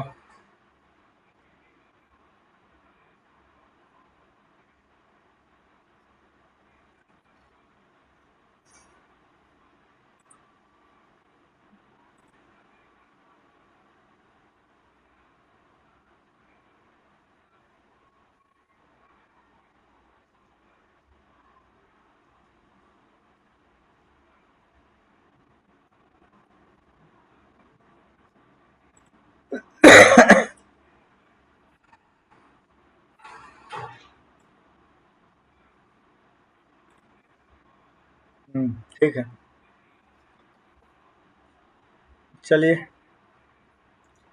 देखिए, अगर यहीं से हम लोग क्या करें, इसी का एप्लीकेशन आता है, ये क्वेश्चन है, ये क्वेश्चन भी बना सकते हैं, इसको देख लीजिए, बहुत इजी सा क्वेश्चन है, इसमें कोई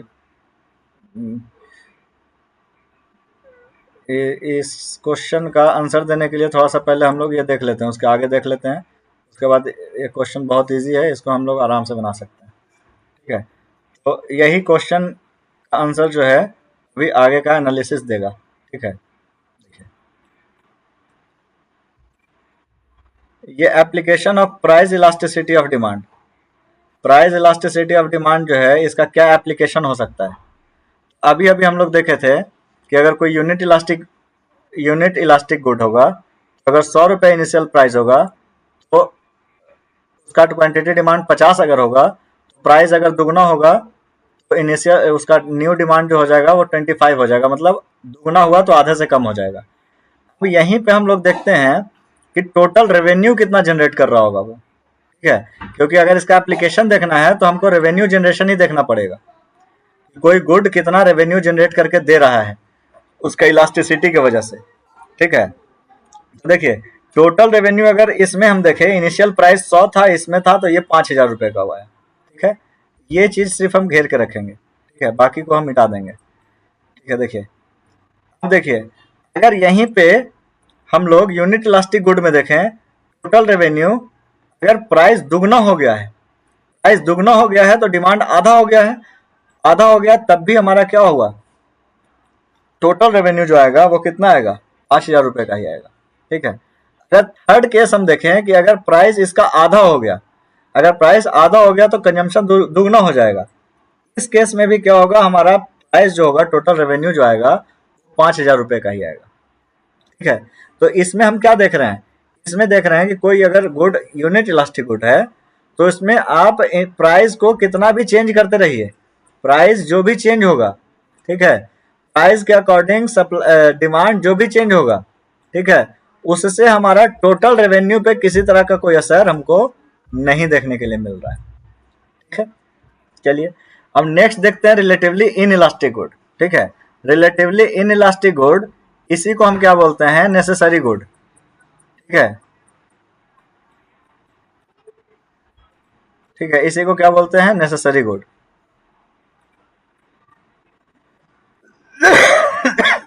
देखिए, तो अगर अब क्या है, यहाँ पे प्राइस इलास्टिसिटी ऑफ डिमांड एक से छोटा होगा, यानी कहने का मतलब है क्वांटिटी डिमांडेड जो होगा, ठीक है, क्वांटिटी डिमांडेड जो होगा, ये क्या होगा, छोटा होगा किससे, चेंज इन क्वांटिटी डिमांडेड जो होगा वो छोटा होगा किससे, चेंज इन प्राइस से।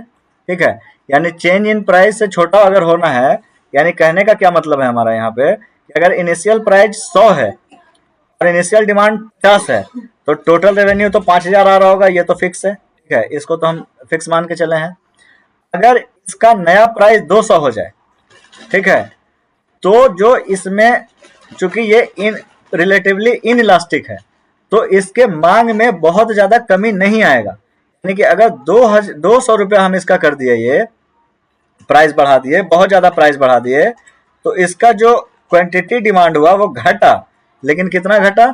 10 ही को घटा। यहाँ पे कितना घट गया था? दुगना हुआ था तो 25 घट गया था। इसमें दुगना हुआ है तो कितना घटा? 10 ही घटा है। या आप ये मान सकते हैं कि 25 से कम ही घटेगा। 25 से कम घटेगा तो 10 घटा है। आप यहाँ पे 15 भी एग्जाम्पल ले सकते हैं। मतलब 25 से कम करके आप जो भी एग्जाम्पल लीजिएगा, आप जब टोटल रेवेन्यू निकाल के लाइएगा इसका, जब इसका टोटल रेवेन्यू निकाल के लाइएगा तो आपको यहाँ समझ में आएगा कि टोटल रेवेन्यू इससे कितना आ रहा है। टोटल रेवेन्यू इससे आ गया अब हमारे पास 8000 रुपया। यानी पहले बार में जब इनिशियल प्राइस 100 था, ठीक है, क्या था? Total revenue 5000। जब हमारे पास नया प्राइस 200 हुआ, यानी कि प्राइस को हम क्या कर दिए? बढ़ा दिए। तो प्राइस बढ़ाने से हमारा टोटल रेवेन्यू क्या हो गया? बढ़ गया। ठीक है, वहीं पे अगर नया प्राइस अगर हम कम कर दें, 50 कर दें, हो सकता है फिर भी क्या होगा, इसमें बहुत ज्यादा चूंकि अंतर तो आता नहीं है। पहले 50 हो रहा था तो अब मान के चलिए 60 आइटम खरीदाएगा। ठीक है, तो 60 आइटम खरीदा रहा है, उसमें अगर हम टोटल रेवेन्यू देखें तो टोटल रेवेन्यू निकल करके आएगा कितना? 3000 रुपया। यानी कि रिलेटिवली इन इलास्टिक गुड में अगर प्राइस को आप बढ़ाते हैं तो टोटल रेवेन्यू आपका बढ़ता है, और अगर आप प्राइस को घटाते हैं तो टोटल रेवेन्यू आपका क्या हो जाता है? घट जाता है, क्योंकि ये इन इलास्टिक गुड है।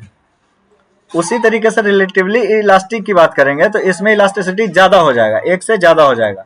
और अगर एक से ज्यादा इलास्टिसिटी हो रहा है तो ये रेवेन्यू आ रहा था 5000, अगर आप नया प्राइस बढ़ा दीजिएगा, 200 कर दीजिएगा, तो लोग बहुत कम खरीदना शुरू कर देगा। बहुत कम खरीदना शुरू कर देगा तो जो यहाँ पे आपका जो उससे अगर यूनिट से हम कंपेयर कर रहे हैं बार बार इसको, तो यूनिट में 25 खरीद रहा था तो इसमें 25 से कम यानी 20 हो गया। यानी 20 हो गया तो टोटल रेवेन्यू कितना हो गया इसमें? 4000 रुपये का। यानी 4000 रुपया क्या है? इनिशियल रेवेन्यू से क्या हो गया? कम हो गया। यानी कि हम क्या कर रहे हैं, इलास्टिक गुड में प्राइस इंक्रीज कर रहे हैं, प्राइस इंक्रीज कर रहे हैं तो टोटल रेवेन्यू क्या हो जा रहा है? डिक्रीज हो जा रहा है। उसी तरह से प्राइस अगर डिक्रीज कर रहे हैं, प्राइस आप क्या कर दीजिए? घटा दीजिए। तो चूंकि इसका इलास्टिसिटी बहुत ज्यादा है, तो अगर आप प्राइस घटा दिए हैं तो अब मांग इसका क्या हो जाएगा? बहुत ज्यादा बढ़ जाएगा। मतलब 50 पे 100 था तो अब 100 से ज्यादा मान के चलिए 150 हो गया।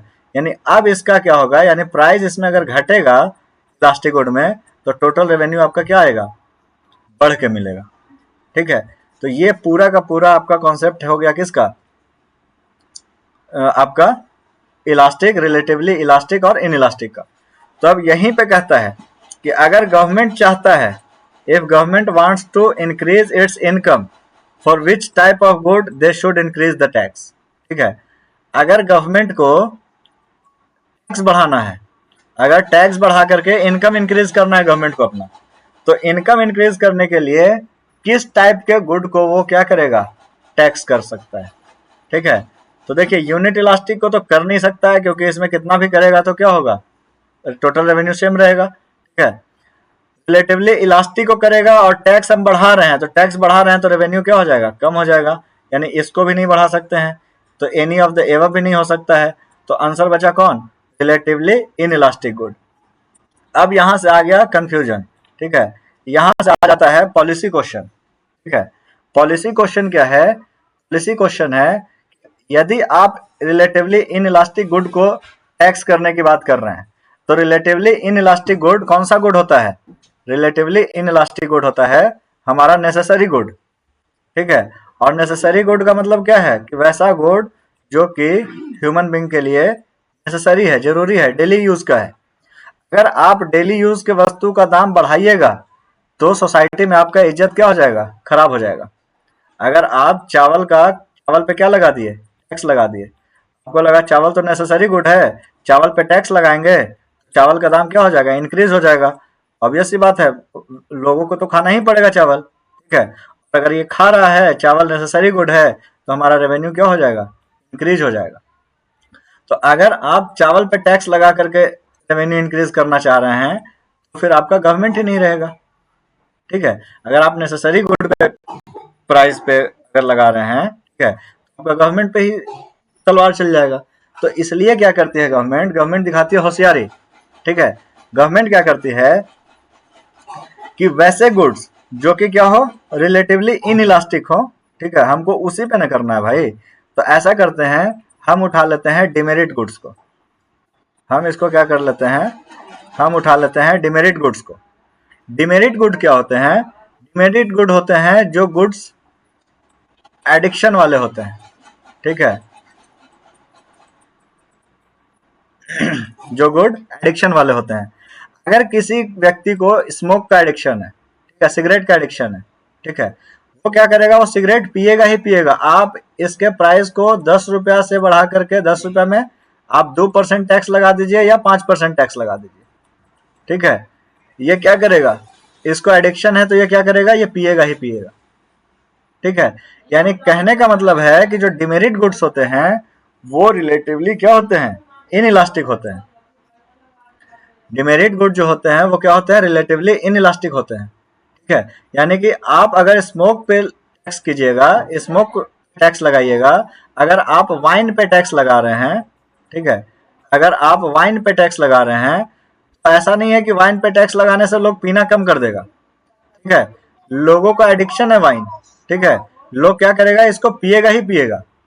चूंकि आप टैक्स लगा रहे हैं तो ऐसा भी नहीं है कि आप 20% सॉरी मतलब आप 200% और 400% टैक्स लगा रहे हैं। आपको अगर टैक्स लगाना है 20% आप टैक्स लगा दिए। जो व्यक्ति 200 दे रहा था, ठीक है, वो 220 भी दे सकता है आपको। ठीक है, वो व्यक्ति 220 भी दे सकता है आपको, लेकिन ये इसका कंजम्पशन करेगा। तो इसीलिए गवर्नमेंट क्या करती है कि जो भी टैक्सेशन लगाती है वो डिमेरिट गुड्स पे लगाती है, क्योंकि नेसेसरी गुड पे टैक्स लगाने से उसका रेवेन्यू बढ़ेगा और नेसेसरी गुड पे वो टैक्सेशन लगा नहीं सकती है। ठीक है, यही होता है। इसीलिए क्या होता है, डिमेरिट गुड्स पे क्या करती है, गवर्नमेंट टैक्सेशन करती है।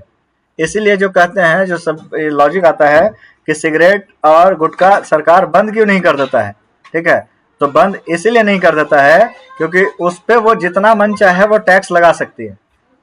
ठीक है, उस पे अगर वो टैक्स लगा करके अपना पॉलिसी मेकिंग का काम कर रही है, ठीक है, तो इसको बंद कैसे किया जा सकता है। ठीक है, ये सबसे बड़ा सवाल है।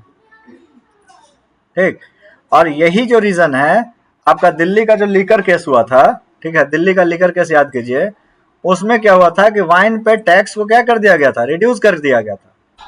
ठीक है, वाइन पे टैक्स को रिड्यूस करना, ठीक है, is directly proportional to corruption. ठीक है, ऐसा लोगों का मानना था। ठीक है, ऐसा लोगों का मानना था कि आप जो वाइन पे टैक्स घटा रहे हैं, ठीक है, यानी अल्टीमेटली आप क्या कर रहे हैं, गवर्नमेंट के रेवेन्यू को क्या कर रहे हैं, इफेक्ट कर रहे हैं। ठीक है, गवर्नमेंट के रेवेन्यू को आप क्या कर रहे हैं, कम करने का काम कर रहे हैं। और आप गवर्नमेंट में इसलिए नहीं आए कि आप रेवेन्यू को क्या कीजिएगा, कम कीजिएगा।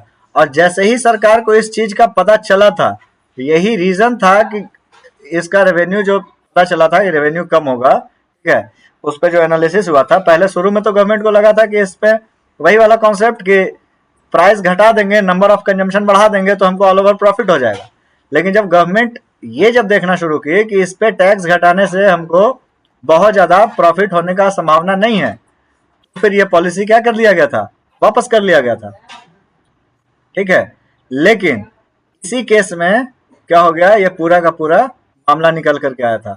ये जो है डिमेरिट गुड है, ये रिलेटिवली इनइलास्टिक गुड है। रिलेटिवली इनइलास्टिक गुड जो कि एक डिमेरिट गुड है, उस पर टैक्स कम करने का कोई लॉजिक नहीं बनता है। ठीक है, अगर आप ऐसा कर रहे हैं तो कहीं ना कहीं आप रेवेन्यू को घटाने का काम कर रहे हैं। शुरू में जो गवर्नमेंट थी, दिल्ली गवर्नमेंट, वो श्योर शॉट थी कि ये हम कम कर रहे हैं लेकिन हम इसको मैनेज कर लेंगे प्रॉफिट में बदलने के लिए। लेकिन जब सामने आया हकीकत तो ये प्रॉफिट में नहीं बदल पाया। ठीक है, और जब प्रॉफिट में नहीं बदल पाया तो उसी के वजह से इसको क्या करना पड़ा, ये वापस लेना पड़ा। और जैसे ही वापस लेना पड़ा फिर वही चीज जो हुआ वो सबके सामने है, ठीक है।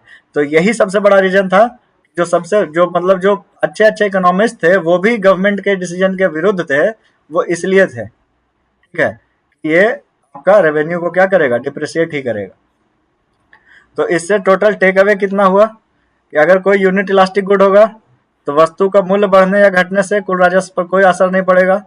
अगर रिलेटिवली इन इलास्टिक होगा, मूल्य बढ़ाइएगा तो राजस्व बढ़ जाएगा। अगर आपका कम इलास्टिक होगा ये होगा, अगर ज्यादा इलास्टिक होगा, ठीक है, ज्यादा इलास्टिक होगा तो मूल्य बढ़ाइएगा तो राजस्व क्या हो जाएगा, कम हो जाएगा, और वस्तु का मूल्य घटने से क्या हो जाएगा, राजस्व बढ़ेगा, बढ़ने नहीं घटने से, ठीक है, घटने से राजस्व क्या हो जाएगा, बढ़ जाएगा, ठीक है। वही चीज को यहाँ पे लिखे हैं, यदि गवर्नमेंट को टैक्स बढ़ाकर रेवेन्यू बढ़ाना है तो केस सेकंड का ए, यानी कि क्या, इलास्टिक वाला, जिसका price elasticity of demand less than 1 हो, ठीक है, या वस्तु रिलेटिवली इनइलास्टिक गुड हो, ठीक है। तो इसमें क्या कर सकता है, नेसेसरी को तो वो कर नहीं सकता है, सिगरेट हो गया, वाइन हो गया, ईटीसी हो गया, ठीक है, इस पे क्या करेगा, ये टैक्स लगाएगा। यही चीज जो है ना, यही चीज पहले गवर्नमेंट क्या करती थी, पहले जब गवर्नमेंट क्या करती थी, आज भी पेट्रोल जो है आपके पास, ठीक है, आज भी जो पेट्रोल है, पेट्रोल को जीएसटी के दायरे से बाहर रखा गया है, ठीक है। सबसे बड़ा रीजन इसका यही है कि सारे स्टेट गवर्नमेंट, ठीक है, जीएसटी क्या है, गुड्स एंड सर्विसेज टैक्स, सारे स्टेट गवर्नमेंट्स उतना गुड्स एंड सर्विस से टैक्स कलेक्ट नहीं कर पाता है जिससे कि उसका टोटल राजस्व चल सके स्टेट का, ठीक है। मुंबई की बात कर ले तो वो कर लेगा मैनेज, ठीक है, आपका महाराष्ट्र, मुंबई महाराष्ट्र का बात कर ले तो कर लेगा, गुजरात मैनेज कर लेगा, पर अगर बिहार में आइएगा कि जीएसटी के कलेक्शन से आप पूरा अपना इकोनॉमी चला लीजिए, बिहार नहीं चला पाएगा। इसीलिए पेट्रोल को क्या किया गया है, जीएसटी के दायरे से बाहर रखा गया है कि जब भी गवर्नमेंट को, अभी हालांकि अब तो ये चीज है कि पेट्रोल का प्राइस क्या कर दिया गया, फिक्स है बहुत दिनों से, पर पहले गवर्नमेंट यही करती थी, जब भी रेवेन्यू का लॉस होते रहता था गवर्नमेंट क्या करती थी, पेट्रोल का दाम बढ़ा देती थी। पेट्रोल का दाम ऐसा था, ठीक है, रिलेटिवली क्या था, इनइलास्टिक था, आप इसके दाम को 2 रुपया 1 रुपया 2 रुपया 1 रुपया करके बढ़ाते जाइए, इसका कंजम्पशन में बहुत ज्यादा अंतर नहीं आता था। ऐसा नहीं था कि हम अभी 100 किलोमीटर चल रहे हैं मोटरसाइकिल से, ठीक है, उसमें पेट्रोल हम 1.5 लीटर का खपत कर रहे हैं, जब गवर्नमेंट 2 रुपया दाम बढ़ा देगी तो हम 1 लीटर पेट्रोल भर चलेंगे और 100 किलोमीटर की जगह पे 80 किलोमीटर चलेंगे, ऐसा नहीं कर सकते हैं। जितना कंजम्पशन था, कंजम्पशन क्या होगा, लगभग सेम रहेगा, ठीक है, और यही चीज का यूज करती थी पहले की गवर्नमेंट, ठीक है। अब इसमें जीएसटी जो लाया गया था, जीएसटी उसी चीज से क्या हुआ, उसी चीज से ऊपर उठने का काम किया गया, ठीक है। वो एक तरह से रेवेन्यू को ऑर्गेनाइज करने के लिए, ठीक है, रेवेन्यू को ऑर्गेनाइज करने के लिए जीएसटी लाया गया, ताकि रेवेन्यू हमारा ऑर्गेनाइज रहे, हमारे पास एक लिमिट रहे, हम इस महीने में इतना रेवेन्यू हम अपने देश में कलेक्ट कर सकते हैं, इस देश में इस राज्य से इतना रेवेन्यू आ सकता है, इस राज्य से इतना रेवेन्यू आ सकता है, ठीक है। यही पूरा का पूरा आपका पॉलिसी रीजन है, ठीक है। तो यहाँ तक हमको लगता है कि अब समझ में आया होगा, यहाँ तक हमारा लॉ ऑफ डिमांड क्या हो गया, खत्म हो गया है। इसमें थोड़ा सा और पार्ट बचा हुआ है, उसको देख लेते हैं। थोड़ा सा और पार्ट क्या है, इसमें प्राइस इलास्टिसिटी ऑफ डिमांड हम देखे थे। इसमें डिमांड जो है ना, इलास्टिसिटी जो है वो 3 तरीके से बढ़ता या घटता है, ठीक है। इलास्टिसिटी ऑफ डिमांड जो है मतलब कि वस्तु के दूसरे वस्तु के खपत में या क्वांटिटी डिमांडेड में जो चेंज हो रहा था वो परसेंटेज चेंज इन प्राइस की वजह से हो रहा था। अगर प्राइस के जगह पे किसी दूसरे वस्तु के डिमांड से अगर होने लग जाए, ठीक है, तो उसी को क्या बोल देते हैं, क्रॉस इलास्टिसिटी ऑफ डिमांड। अगर इनकम के वजह से ये चेंज होने लगे तो उसी को क्या बोल देंगे, इनकम इलास्टिसिटी ऑफ डिमांड। और ये चीज को हम देखे हुए हैं।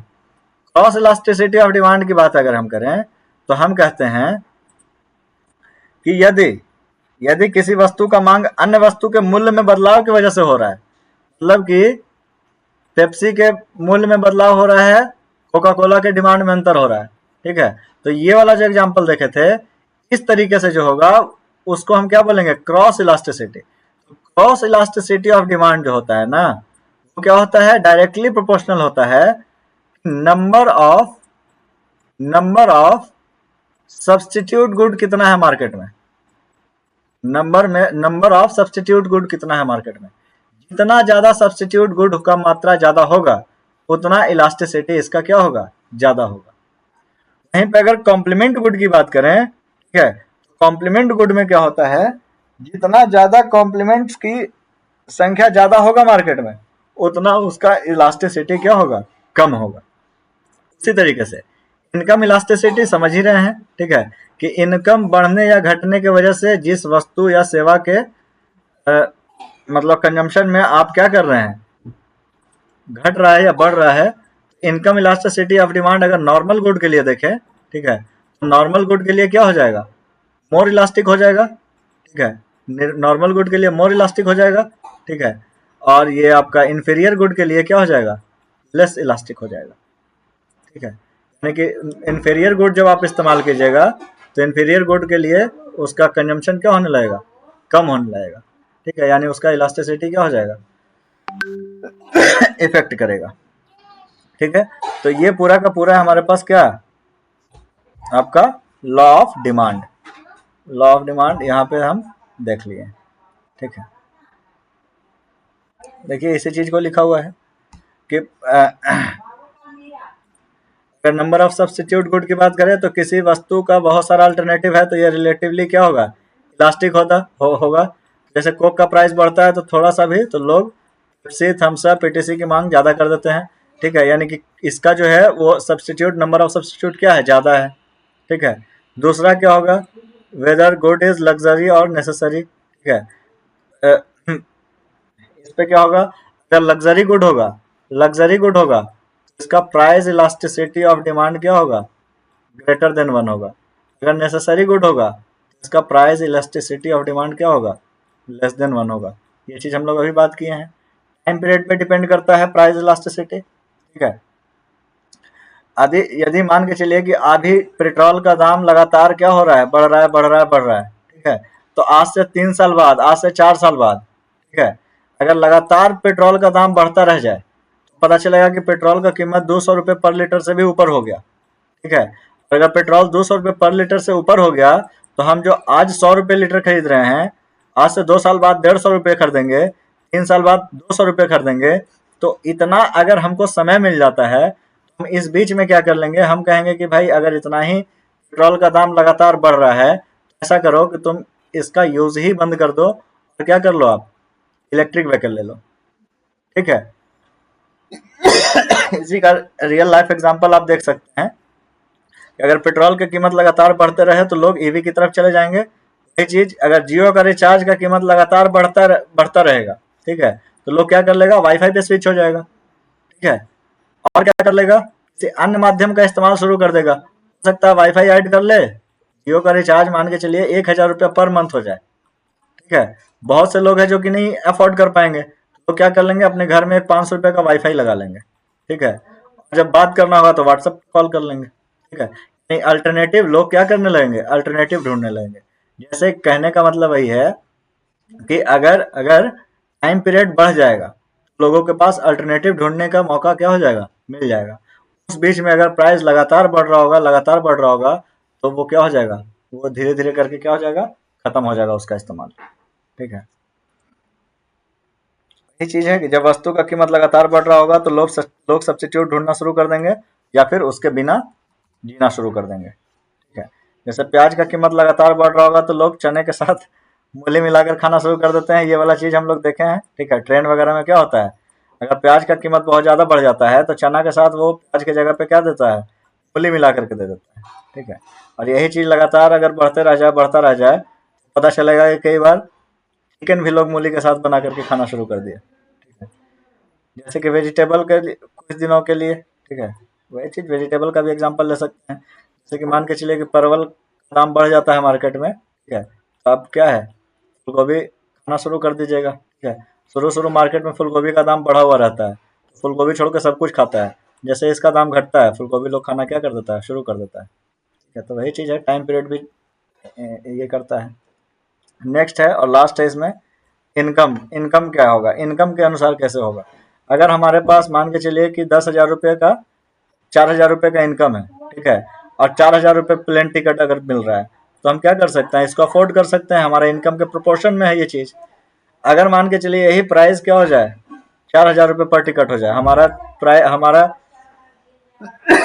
टोटल इनकम ही 40,000 रुपया है, और 40,000 रुपया का क्या हो जाए, प्लेन टिकट हो जाए, तो अब हम क्या करेंगे, प्लेन का इस्तेमाल करना क्या कर देंगे, बंद कर देंगे। तो ये हम बंद क्यों किए, क्योंकि हमारा आय का प्रोपोर्शन उसके अनुसार नहीं था। लेकिन अगर हमारा आय का प्रोपोर्शन उसके अनुसार नहीं था, इसका मतलब ये नहीं है कि किसी का नहीं था। अगर वही चीज़ अंबानी जी के साथ हो जाए, ठीक है, तो अंबानी जी बोलेगा कोई कि 4,000 रुपये प्लेन टिकट हो गया, अंबानी जी का फर्स्ट रिएक्शन यही होगा, होने दो, ठीक है, कोई फर्क नहीं पड़ता है, क्योंकि अंबानी जी का आय का जो प्रोपोर्शन है वो इससे क्या है, बहुत ज़्यादा है, ठीक है, तो वो इस चीज़ को अफोर्ड कर सकते हैं। क्यों, क्योंकि उनका आय का मात्रा ज़्यादा है, ठीक है, तो ये भी डिपेंड करता है। वही क्रॉस इलास्टिसिटी ऑफ डिमांड, उसी को फॉर्मूले पे अगर देखिएगा सब्स्टिट्यूट के लिए और इसके लिए, सब्स्टिट्यूट कोड के लिए क्या होता है, चेंज इन क्वांटिटी डिमांडेड बढ़ जाता है, ठीक है, अगर प्राइस बढ़ जाता है तो ये दोनों बढ़ रहा है, तो ये क्या हो जाएगा, ये भी पॉजिटिव हो जाएगा, ये भी पॉजिटिव हो जाएगा, ये क्या हो जाएगा, पॉजिटिव होगा, ठीक है। कहीं पे कॉम्प्लीमेंट गुड्स के लिए अगर देखिएगा, तो अगर प्राइस ऑफ कॉम्प्लीमेंट गुड बढ़ जाता है तो इसका डिमांड क्या हो जाता है, घट जाता है, यानी कि माइनस में हो जाता है। यानी कि इसका कॉम्प्लीमेंट गुड के लिए अगर देखेगा तो ये फार्मूला है, इसको एक बार पढ़ लीजिएगा, क्लियर हो जाएगा, ठीक है, ये निगेटिव हो जाता है। Income elasticity of demand, income elasticity वही नेसेसरी और लग्जरी गुड का है, ये चीज़ हम लोग डिस्कस कर चुके हैं। इलास्टिसिटी की अगर बात करेगा तो इस तरीके से ये लाइन बनता है, ठीक है। लग्जरी गुड जो होता है उसका इलास्टिसिटी 1 से ज़्यादा होता है, नेसेसरी गुड का 1 और 0 से बीच में होता है। जो इन्फीरियर गुड होता है इसका निगेटिव में इलास्टिसिटी हो जाता है, ठीक है, क्योंकि जैसे जैसे हमारा इनकम बढ़ते जाएगा, ठीक है, इन्फीरियर गुड का इलास्टिसिटी क्या होते जाएगा, घटते जाएगा, यानी माइनस में चलते जाएगा, ये वैल्यू क्या हो जाएगा, माइनस में चला जाएगा। नेसेसरी गुड का वैल्यू बढ़ेगा, इलास्टिसिटी बढ़ेगा, sorry consumption, number of consumption बढ़ेगा, लग्जरी से कम होगा, इसीलिए ये क्या होगा, 1 और 0 के बीच में होगा, ठीक है, 1 से छोटा इसका प्राइस इलास्टिसिटी ऑफ डिमांड होगा। तो लग्जरी गुड की बात करेंगे 1 से ज़्यादा होगा, यानी इसका वैल्यू 1 से ज़्यादा होगा। इस पे एज इट इज़ क्वेश्चन पूछे हुए हैं, ठीक है। लॉ ऑफ डिमांड खत्म हुआ, अब है लॉ ऑफ सप्लाई। यहाँ तक क्लियर हुआ कि नहीं, पहले ये बताइए।